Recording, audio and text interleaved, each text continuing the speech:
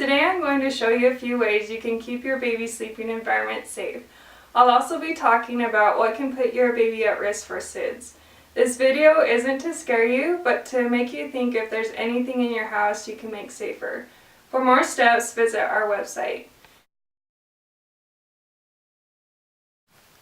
What is SIDS? SIDS is defined as a sudden death of an infant less than 1 year of age that cannot be explained.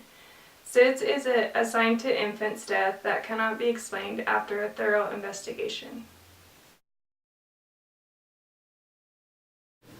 Now I'll go over some crib safety.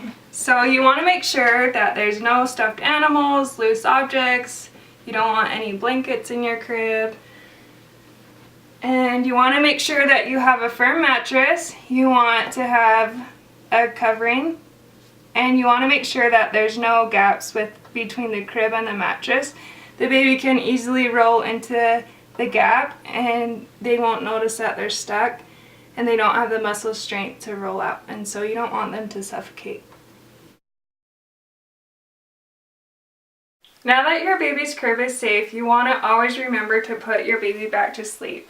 This usually occurs at bedtime or nap time, and you want to make sure that your baby's clothing is comfortable but not too warm. Think of what you would wear to bed, and that's what your baby would like to sleep in.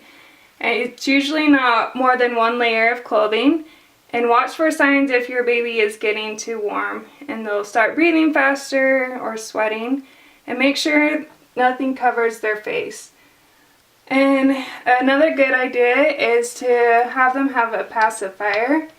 This can act as a protectant against SIDS, and even if it falls out, it can still act as that protectant. Because you're always putting your baby back to sleep, your baby is missing out on about 12 hours of tummy time. So during the day, you want to always make sure that your baby gets enough tummy time while being supervised. So here are some ways that you can make sure your baby gets some tummy time. So you can lay them across your leg, and this helps develop their head, neck, and shoulder muscles, and this can be good for developing motor skills. Or you can put them on an exercise ball while balancing, or you can put them on the blanket on their tummy. And if they become fussy, you can make it more interesting by playing with toys or making sounds.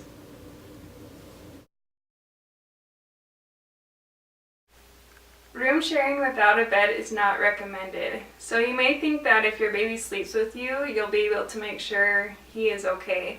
This is not the case. You can easily roll over on your baby can get tied up in the sheets, and the baby can suffocate easily, and the airway can become easily blocked as well. So you want to make sure that if you do share the same room, that your baby has their own crib or bassinet and you have your own bed as well.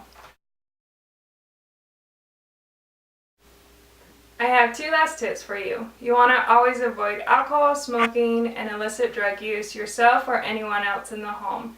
This can increase the risk for SIDS. It's also recommended that you breastfeed if you can for the first 6 months, and ideally for the first year.